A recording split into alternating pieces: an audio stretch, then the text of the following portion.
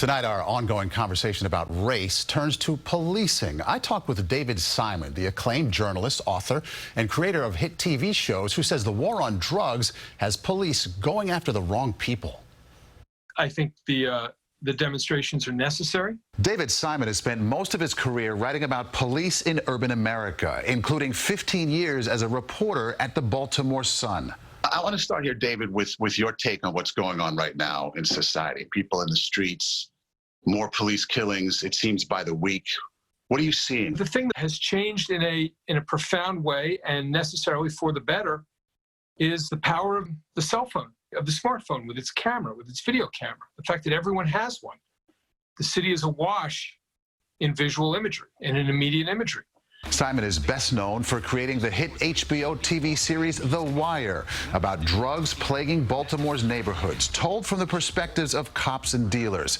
He says the war on drugs is at the root of the problems we're facing today, leading police to arrest black and brown men for petty crimes and minor offenses. But a lot of people are saying, you know what? People of color and poor people are being over-policed.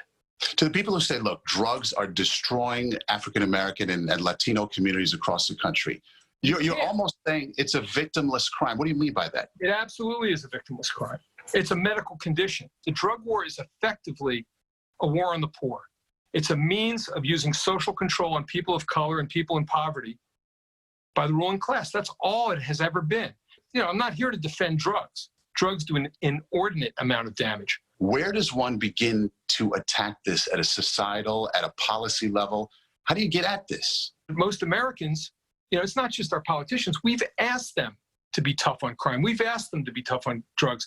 It feels good to us, the notion that we can stop this stuff at the border, or that we don't have to treat it like a health concern that it is, that we can arrest our way out of the problem. It feels good. How much of a role in the greater culture does TV play here? These cop shows, two of which were just canceled.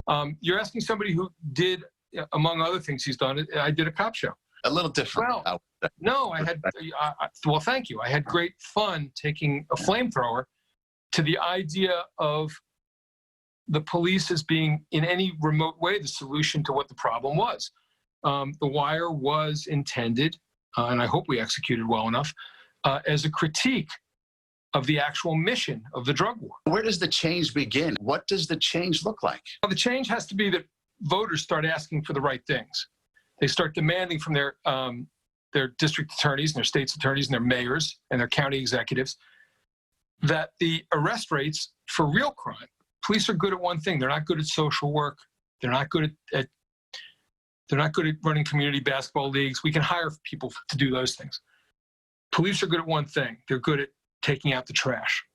And by that, I mean the one guy who's making their post or their district or their sector untenable. The guy who's shooting people, the guy who's raping people, the guy who's, you know, burglarizing churches, the guy who's robbing corner liquor stores.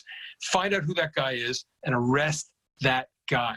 What do you say to those Americans who are sitting back waiting for this thing to wash over? It's only going to get worse. Incidents are not going to disappear. The cameras are not going to go away. And we're going to be confronted by what we've created time and time again until we transform the mission. Simon also said some of the money from police budgets could be used for other programs. He adds that Baltimore, where he lives, hasn't been properly policed in 2 generations, where crime has actually increased. He's incredibly passionate about this. He will say it to anyone who will listen.